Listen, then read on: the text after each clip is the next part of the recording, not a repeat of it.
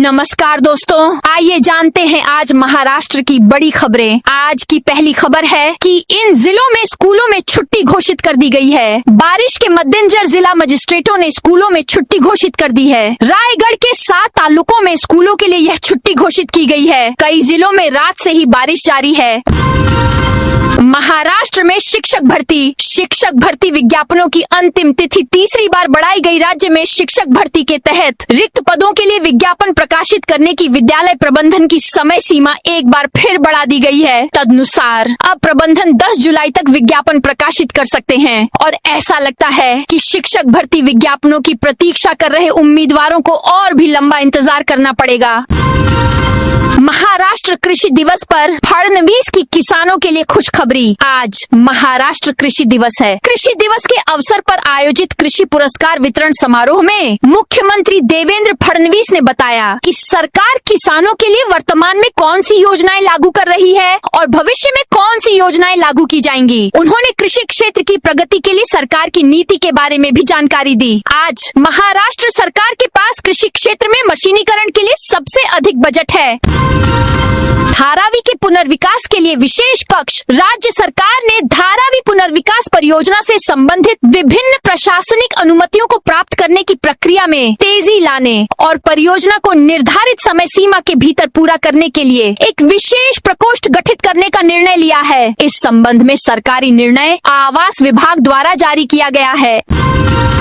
महिला किसानों के लिए अलग कानूनी पहचान। महाराष्ट्र में महिला किसानों को स्वतंत्र किसान के रूप में कानूनी मान्यता देने के लिए महाराष्ट्र महिला किसान सशक्तिकरण विधेयक 2026 आज विधानसभा में पेश किया जाएगा। मुख्यमंत्री देवेंद्र फडणवीस ने महिला किसानों के अधिकारों की रक्षा और उनके सर्वांगीण सशक्तिकरण को बढ़ावा देने के लिए एक व्यापक नीति तैयार करने का निर्देश दिया था। इसी के अनुरूप मुख्यमंत्री फडणवीस की अध्यक्षता में महिला किसान सशक्तिकरण विधेयक तैयार किया गया है। पुलिस बल में बड़ा फेरबदल। ठाणे पुलिस बल से बड़ी खबर आई है। ठाणे पुलिस आयुक्त कार्यालय ने प्रशासनिक आवश्यकता का हवाला देते हुए पुलिस निरीक्षकों के कई आंतरिक तबादले किए हैं। प्रशासन ने इस संबंध में नई नियुक्तियों के आदेश जारी कर दिए हैं। महाराष्ट्र पुलिस अधिनियम 1951 के प्रावधानों के अनुसार पुलिस स्थापना बोर्ड की बैठक के बाद यह महत्वपूर्ण निर्णय लिया गया है। इस फेरबदल में कई अधिकारियों को नई जिम्मेदारियां सौंपी गई हैं। वहीं कुछ वरिष्ठ अधिकारियों को उनके पुराने पदों पर ही कार्यकाल विस्तार दिया गया है।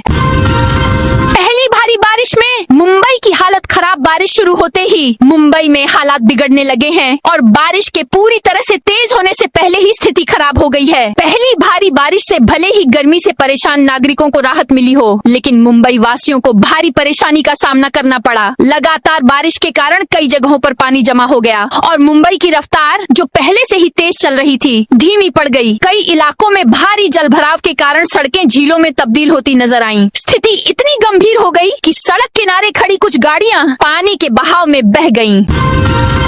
चर्चगेट रेलवे स्टेशन के पास वाहनों पर एक विशाल पेड़ गिर गया। मुंबई में पिछले 3 दिनों से भारी बारिश का कहर जारी है। भारी बारिश के कारण मुंबई के कई इलाकों में सड़कों पर पानी भर गया है। कई लोगों को पानी में से होकर गुजरना पड़ रहा है। वहीं दूसरी ओर पेड़ गिरने की घटनाएं भी लगातार हो रही हैं। भारी बारिश के दौरान चेंबूर में एक स्कूल बस पर पेड़ गिरने से एक छात्र की मौत हो गई। चेंबूर की यह घटना अभी ताजा ही थी कि चर्चगेट रेलवे स्टेशन के पास भी पेड़ गिरने की एक घटना घटी। चर्चगेट रेलवे स्टेशन के पास सड़क पर खड़ी गाड़ियों पर एक विशाल पेड़ गिर गया। पेड़ गिरते ही सड़क पर खड़े लोग भागने लगे। मीरा भयंदर पुलिस आयुक्त कार्यालय के बाहर उपवास। मीरा भयंदर की भाजपा पार्षद अनीता पाटिल के 2 भाइयों पर एक नाबालिग लड़की के साथ दुर्व्यवहार का आरोप लगा है, जिससे मीरा भयंदर में आक्रोश फैल गया है। छत्रपति शिवाजी महाराज चैरिटेबल ट्रस्ट के अध्यक्ष सोमनाथ पवार आज मीरा भयंदर और वसई विरार पुलिस आयुक्त कार्यालय के बाहर एक दिन का प्रतीकात्मक उपवास कर रहे हैं। पुलिस द्वारा अनुमति न दिए जाने के बावजूद 2 लोग उपवास पर हैं।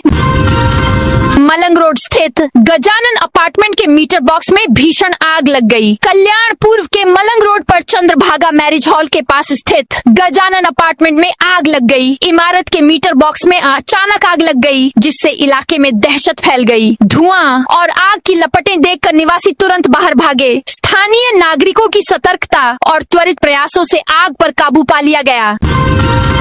दिल्ली में आतंकी साजिश नाकाम। आईएसआई से जुड़े 4 लोग गिरफ्तार। दिल्ली में आतंकी साजिश नाकाम। आईएसआई से जुड़े 4 लोग गिरफ्तार। दिल्ली पुलिस की स्पेशल सेल की शानदार उपलब्धि। 3 को पंजाब से और 1 को दिल्ली से गिरफ्तार किया गया।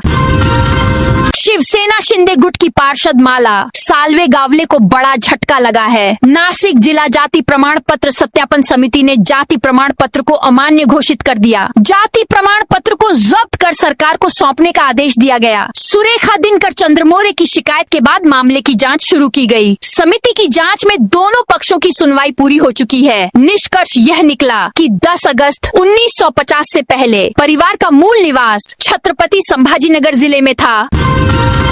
राज्य सरकार द्वारा नर्सिंग काउंसिल के रजिस्ट्रार की नियुक्ति का निर्णय। बॉम्बे उच्च न्यायालय की औरंगाबाद पीठ ने कहा है कि कानून के अनुसार रजिस्ट्रार की नियुक्ति का अधिकार केवल परिषद के पास है और सरकार की भूमिका अंतिम नियुक्ति को पूर्व स्वीकृति देने तक सीमित है। इसी आधार पर राज्य सरकार द्वारा महाराष्ट्र नर्सिंग परिषद के रजिस्ट्रार और उप रजिस्ट्रार के पदों पर प्रत्यक्ष नियुक्ति या अतिरिक्त प्रभार सौंपने के निर्णय को अवैध घोषित कर रद्द कर दिया गया है।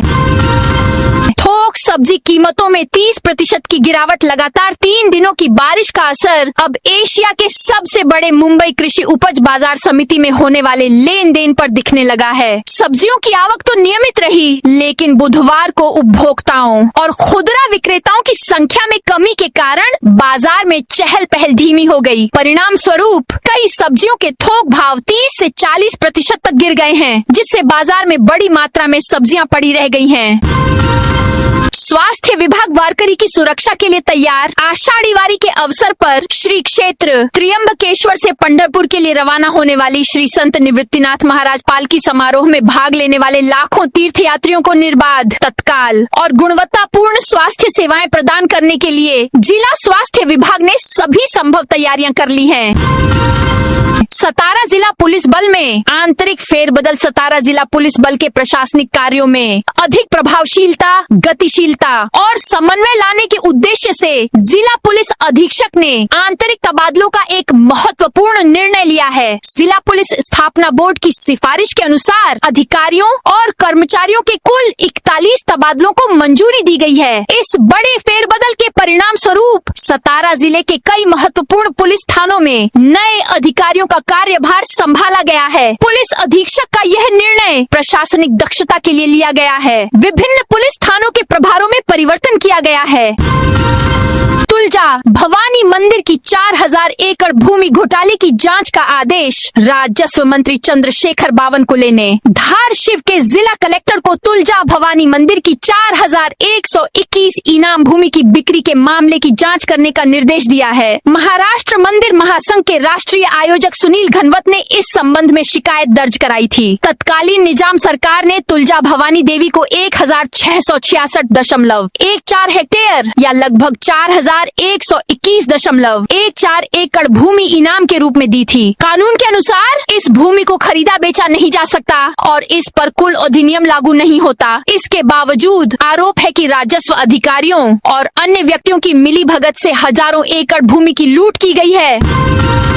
पीएचडी छात्रवृत्ति और प्रतियोगी परीक्षा प्रशिक्षण में अब छात्रों की संख्या सीमित कर दी गई है। बार्टी, सारथी, टीआरटीआई, महाज्योति और अमृत जैसी संस्थाओं द्वारा चलाई जा रही विभिन्न योजनाओं में छात्रवृत्ति और प्रशिक्षण योजनाओं में छात्रों की संख्या सीमित करने के लिए संशोधन किए गए हैं। तदनुसार छात्रवृत्ति योजना के तहत प्रत्येक संस्था में अधिकतम 100 छात्र, यूपीएससी प्रशिक्षण के लिए 400 और एमपीएससी प्रशिक्षण के लिए 1000 छात्र निर्धारित किए गए हैं। तो दोस्तों, यह थी आज महाराष्ट्र की बड़ी खबरें। आप इस वीडियो को कौन से जिले से देख रहे हैं, उस जिले का नाम जरूर बताइए।